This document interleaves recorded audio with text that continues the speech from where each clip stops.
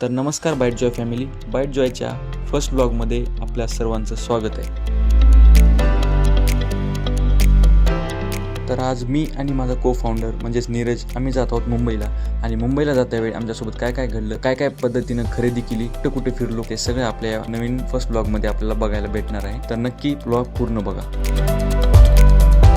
तर निघायच्या आधी केला गाडीमध्ये सीएनजी फुल करून आम्ही गेलो तुळापूरला, कारण आज होता छत्रपती संभाजी महाराजांचा राज्याभिषेक.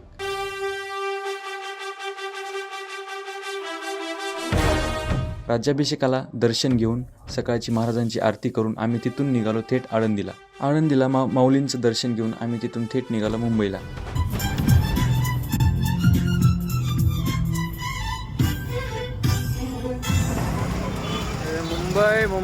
मुंबईची गरमी.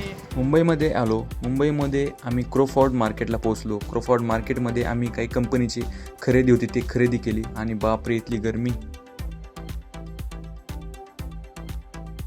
मटेरियलचं पर्चेसिंग झालं. पर्चेसिंग नंतर आम्ही निघालो रात्रीच्या स्टेसाठी, कारण दुसऱ्या दिवशी आमच्या सप्लायरसोबत महत्त्वाच्या मीटिंग्स होत्या. ते मीटिंग्स अटेंड करून आम्हाला परत पुणे रिटर्न यायचं होतं. दुसऱ्या दिवशी सकाळी आमच्या जे काही मीटिंग्स होत्या त्यांच्याशी भेटून आम्ही थेट गेलो gateway of India.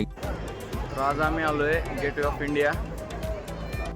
Of India आणि मुंबईचे मोठमोठे रस्ते बघून आम्ही निघालो शॉपिंगला, कारण आम्हाला काहीतरी शॉपिंग करायची होती. शॉपिंगला जात असताना बाईट जॉयचे फाउंडर आले, म्हणून आम्हाला भेटलं पोलीस प्रोटेक्शन.